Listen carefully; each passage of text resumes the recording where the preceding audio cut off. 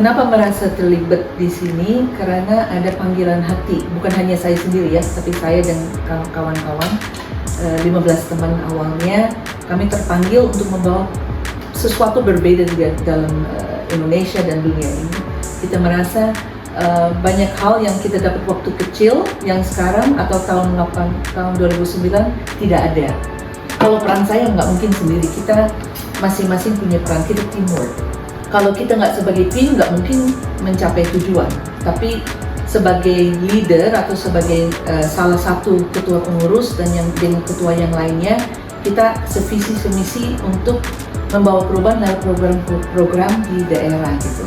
Dan salah satu adalah tentang pendidikan non formal dan pendidikan formal. Integritas, ya, takut akan Tuhan. Kita juga selalu bergandengan tangan untuk sama-sama melayani dengan sepenuh kasih ya. Kita coba untuk menjadi orang yang memberi bukan hanya talenta tapi juga dalam bentuk materi dan lainnya. Kita harus jadi pemberi yang generous, yang dengan sukacita kita mau memberi dan melakukan pelayanan di masyarakat. Yang sangat penting di masing-masing daerah kan ada local wisdom. Setiap daerah kebutuhannya beda-beda.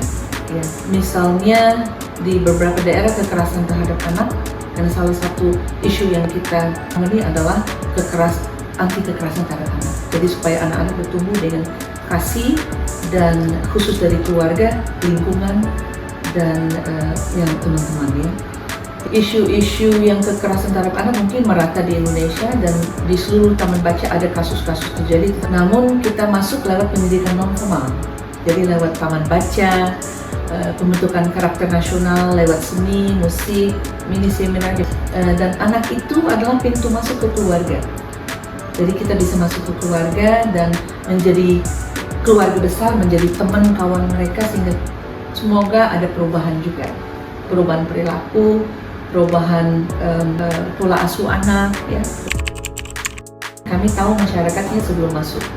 Jadi kita ketuk pintu ke semua tokoh masyarakat, tokoh adat, dan kita tahu anak-anaknya. Kita memang survei dulu dan adakan seperti riset kecil lah sebelum kita mulai. Dan setelah sekian lama kita bisa ukur kembali ada perubahan perilaku.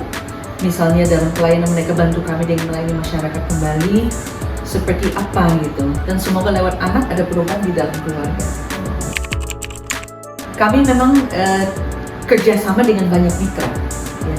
UPH ada salah satu di sini dan saya coba selalu hubungkan lewat kalau kalian adakan SL atau mini seminar supaya mereka masuk online. Jadi mereka juga ikut mencicipi atau mengisi kehausan belajarnya dari kalian juga lewat seminar itu.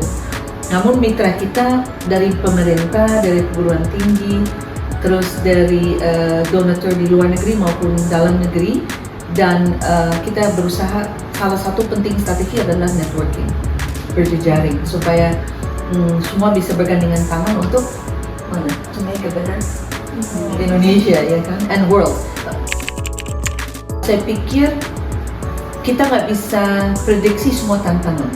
Ya, semua harus berkomitmen untuk mau visi dan misi supaya dihayati dan kita mau berkomitmen untuk bekerja sama di daerah supaya ada perubahan. Nah, jadi langkah konkret bahwa dengan penempatan staf ada di daerah, kita mau live in di dalam masyarakat yang ada, dan dengan live in di masyarakat itu, kita harap lewat pendidikan non formal maupun formal bisa ada perubahan yang lebih baik.